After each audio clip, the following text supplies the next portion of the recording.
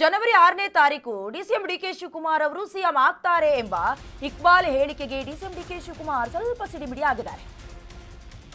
ಜನವರಿ 6ರಂದು DK CM ಆಗ್ತಾರೆ ಎಂಬ ಹೇಳಿಕೆ, ಇಕ್ಬಾಲ್ ಹುಸೇನ್ ಹೇಳಿಕೆಗೆ ಡಿಸಿಎಂ ಡಿಕೆ ಸಿಟ್ಟಾಗಿದ್ದಾರೆ. ಯಾವ ಇಕ್ಬಾಲ್ ಹುಸೇನ್? ಆತನಿಗೆ ಮಾತಿನ ಚಟ ಅಂದಿದ್ದಾರೆ.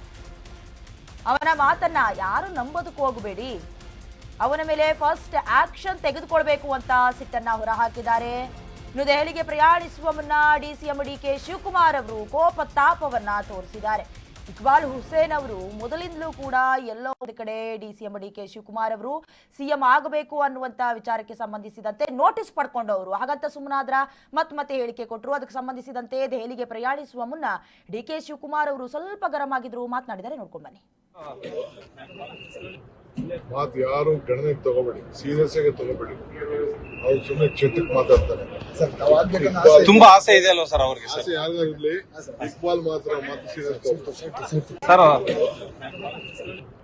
ಮಾತು ಯಾರು ಇಕ್ಬಾಲ್ ಹೇಳಿಕೆಗೆ ಶಿವಗಂಗಾ ಬಸವರಾಜ್ ಕೂಡ ಜೈ ಜೈ ಅಂದಿದ್ದಾರೆ. ಡಿಕೆ ನಮ್ಮ ಆರಾಧ್ಯ ದೈವ, ಅದರಲ್ಲಿ ಎರಡು ಮಾತಿಲ್ಲ ಅಂದಿದ್ದಾರೆ. ಇಕ್ಬಾಲ್ ಹೇಳಿದ್ರಲ್ಲ ಜನವರಿ 6ನೇ ತಾರೀಕಿಗೆ ಡಿಕೆ ಸಿಎಂ ಆಗ್ತಾರೆ ಅಂತ, ಈ ಹೇಳಿಕೆಗೆ ಬಸವರಾಜ್ ಅವರು ಕೂಡ ಜೈ ಅಂದಿದ್ದಾರೆ. ಡಿಕೆ ನಮ್ಮ ಆರಾಧ್ಯ ದೈವ, ಅದರಲ್ಲಿ ಎರಡು ಮಾತಿಲ್ಲ ಅಂದಿದ್ದಾರೆ. ಡಿಕೆ ಸಿಎಂ ಆದ್ರೆ ಖುಷಿ ಪಡುವುದರಲ್ಲಿ ನಾನು ಮೊದಲಿಗ. ಇಕ್ಬಾಲ್ ಹುಸೇನ್ದು ವೈಯಕ್ತಿಕ ಅಭಿಪ್ರಾಯ, ಪರ್ಸನಲ್ ಅದು. ಡಿಸೆಂಬರ್ ಮುಗಿಯುವ ತನಕ ನಾನು ಯಾವುದಕ್ಕೂ ತಿರ್ಸೋದಿಲ್ಲ ಅಂದಿದ್ದಾರೆ.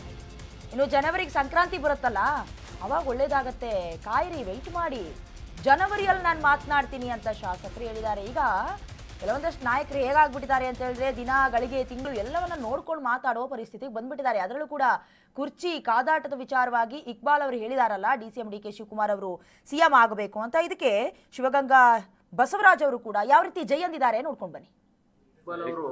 6ನೇ ತಾರೀಕು ಸಿಎಂ ಪ್ರಮಾಣ ವಚನ ಸ್ವೀಕಾರ ಮಾಡ್ತಾರೆ. 6 ಮತ್ತು 9 ಡಿಕೆ ಶಿವರ್ ಲಕ್ಕಿ ನಂಬರ್. ಹೌದು, 6, 9 ಪ್ರಮಾಣ ವಚನ ಅವ್ರು ತಗೊಂತಾರೆ ಅಂತ ಹೇಳಿದ್ರೆ ಮೊದಲಿಗನೇ ನಾನು ಖುಷಿ ಪಡೋದ್ರಲ್ಲಿ.